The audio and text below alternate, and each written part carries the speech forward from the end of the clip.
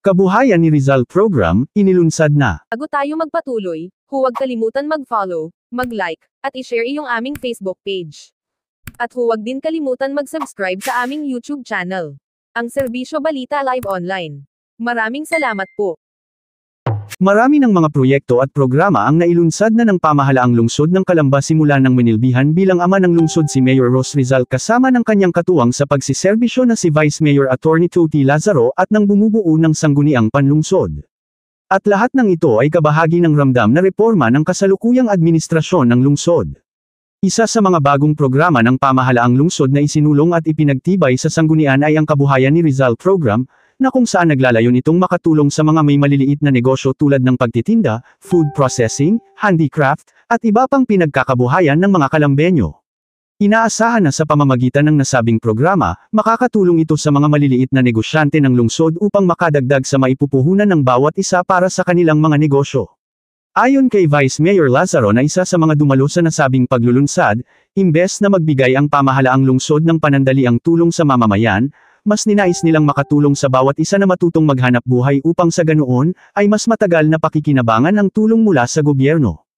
Umaasa naman si Mayor Ros Rizal, na sa pamamagitan ng Kabuhayan ni Rizal Program, maraming mga pamilya ang matutulungang makaahon sa kahirapan.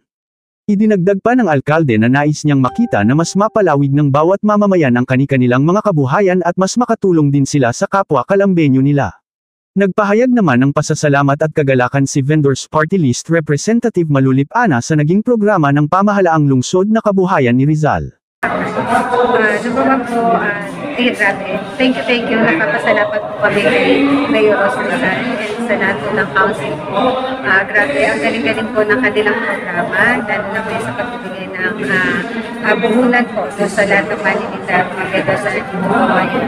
And malaking tulong po yun.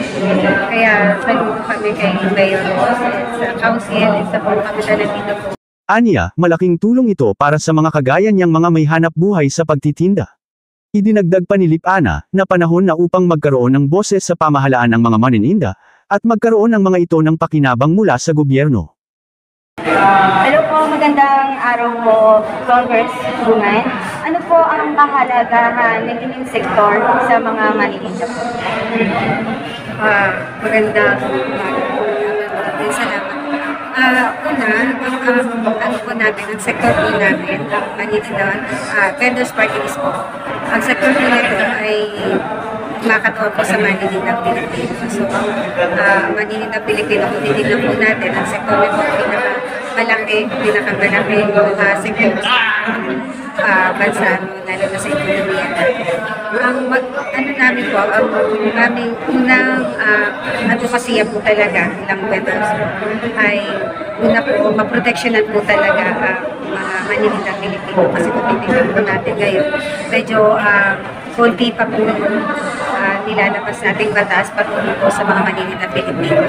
Pangalawa po, para matulungan lahat ng mga vendors na katulad po niya, mabigyan po sila ng magandang halimbawa, sample po, mabibigyan po ng bunan, ng tulong medical, sa legal, ganun po yung pinakamaganda. At higit po sa lahat, magkakaroon po ng boses po ang maninindang Pilipino patungo po sa ating gobyerno po para po makarating po sa gobyerno lahat po ng hinaing nila o lahat po ng pangangailangan po nila sa gobyerno. Samantalang, dumalo ang karamihan sa mga barangay chairman upang magbigay ng suporta sa nasabing programa. Binigyan din nila ng munting kasiyahan ang mga dumalo sa nasabing paglulunsad ng Kabuhayan ni Rizal Program sa pamamagitan ng isang nakakaaliw at masayang dance presentation na sinamahan din nila Mayor Ros Rizal at Vice Mayor Attorney Toti Lazaro.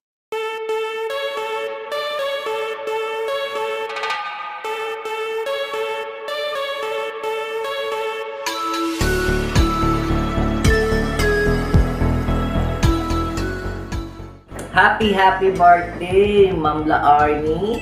Alam mo naman, matagal na tayong magkakilala. Dito po siya ngayon. But, sa tagal nang namin magkakilala, makita mo naman talaga na very, well, active si La Arnie. Active in the sense na both finding out the truth, di ba? Sa kanyang mga ginagawang konektado with the press, and bilang isang kaibigan din, napakabait po nito ni Ma'am Arnie, ha. Hindi mahilig sa Marites. Ako ang mahilig sa Marites. Yun, di ba? Kaya again, happy birthday kay Ma'am Arnie. Ma'am ang tawag ko dyan, pero minsan Arnie lang, minsan cutie. Pero alam mo naman, tiga Santa Rosa yan. Sa puso niya, Santa Rosa talaga yan. Ang apelyido niyan ay Marairo. Kaya sigurado Santa Rosa yan. Maraming Marairo sa Santa Rosa. Again, Arnie, happy birthday, ha? And wish ko, lalo kang bumata sa itsura mo. Mabuhay ka. God bless.